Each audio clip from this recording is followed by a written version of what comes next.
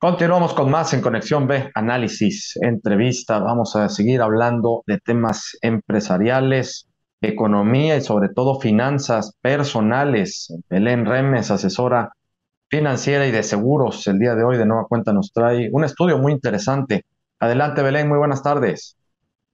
Hola Jorge, buenas tardes, muy buenas tardes a todos los que nos escuchan el día de hoy. Pues Belén, a ver, cuéntanos de este estudio tan interesante que nos vas a presentar hoy sobre los riesgos, cómo se miden, cómo se valoran los riesgos y que influyen pues prácticamente en cualquier toma de decisiones, tanto a nivel empresarial como también a nivel personal, familiar, obviamente, pero cómo influyen los riesgos en nuestras finanzas, tanto empresariales como personales. Así es, Jorge. Mira, como tú bien sabes, el riesgo es la probabilidad de que algo te suceda. Y normalmente, pues lo que uno quiere es transferir ese riesgo, como la papa caliente, ¿no? Que el riesgo no te caiga a ti, sino que le caiga a otro, ¿no? Entonces, por eso es que existen las aseguradoras. Y fíjate que el Grupo AXA en alianza con Ipsos, que es pues líder a nivel mundial en el tema de encuestas, hicieron este informe que se llama el Future Risk Survey, o sea, es riesgos, encuesta de riesgos futuros en 2022 para México. Y la verdad es que es una encuesta muy interesante. Entrevistaron de manera simultánea a 4.449 expertos, de los cuales en 58 países, de los cuales 93 estaban en México. Y además, eh, en 15 países al mismo tiempo entrevistaron población en general mayor de 18 años, de los cuales 1.000 personas estaban en México, ¿no? Y aquí encontramos una lista muy interesante de los top 10 riesgos emergentes según los expertos. En primer lugar, el riesgo más importante que tenemos en este momento es el cambio climático, seguido de los riesgos de ciberseguridad. ¿Cuántas veces no conocemos, escuchamos a alguien que le hackearon su cuenta de WhatsApp o su cuenta de Hotmail o de Gmail y entonces están, la verdad, sufriendo o sus cuentas bancarias, ¿no? El tercer lugar lo ocupan las pandemias y las enfermedades infecciosas, pues el COVID obviamente hizo de las suyas y entonces en la percepción de riesgo, pues está en el número 3. La inestabilidad geopolítica ocupa el cuarto lugar. La tensión y los movimientos sociales, conforme nos vamos acercando a fechas electorales, pues obviamente esto empieza a tomar su lugar en la percepción del riesgo. También están los riesgos de los recursos naturales y biodiversidad, pues hemos hablado tanto de las especies en extinción, de lo difícil que va a ser conseguir el agua, bueno, ya lo estamos viviendo, de hecho, ¿no? En algunas zonas del país. También están los riesgos por la inestabilidad financiera, riesgos macroeconómicos, riesgos energéticos y los riesgos de políticas monetarias y fiscales. ¿Cómo ves, Jorge? No, está muy interesante. Me brinca aquí algo, Belén, que bueno, entiendo que es una encuesta. Esto es para saber la gente cómo perciben los riesgos que hay y sobre todo en eso se basa. Hace apenas unos días el INEGI sacó ya precisamente su estudio anual sobre el índice pues de muertes en el país y sobre todo de los jóvenes. Me llamó mucho la atención que la principal causa de muertes en los jóvenes y sobre todo hombres son los accidentes automovilísticos.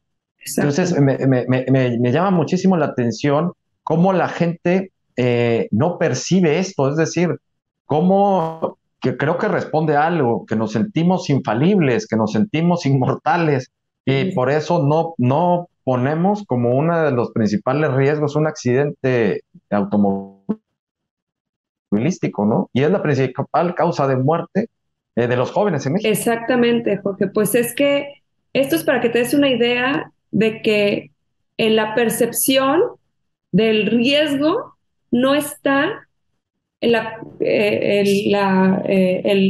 digamos, la culpa personal o la responsabilidad personal, ¿no? O sea, vemos riesgos por todos lados y nos protegemos de la ciberseguridad y le ponemos password a todo, pero no blindamos nuestra vida, ¿no? Nuestra propia salud y nuestro propio bienestar, ¿no? Fíjate, a ver, aquí hablamos, ¿no? Cambio climático. La gente ve también un riesgo que se va a quedar sin agua. Bueno, pues ya hay problemas, ¿no? Como tal. Ya. Sí, Ve un riesgo, claro, ves el riesgo que te, pues también igual que te hackeen, que te roban tu identidad. Entonces ya tiene que ver directamente con tus finanzas personales. Pero, y yo insisto, ¿por qué no vemos el riesgo a un accidente, que en este caso son datos ya específicos, y es- también a una enfermedad? Bueno, aquí sí estaba, y es por lógica, ¿no? La pandemia, ¿no? En tercer lugar, pero bueno, pues porque fue un caso, pues vaya, inédito para nosotros de hace 100 años para acá, sucedió una pandemia que fue la de lo de la gripa española, pero Fíjate, fuera, ¿no? perdón que te Sí, interrumpa, pero fíjate no, que no, no. esta encuesta se viene haciendo ya desde hace varios años. Y aquí tengo el dato del 2018. En el 2018, pandemia e enfermedades infecciosas estaban en el lugar 10.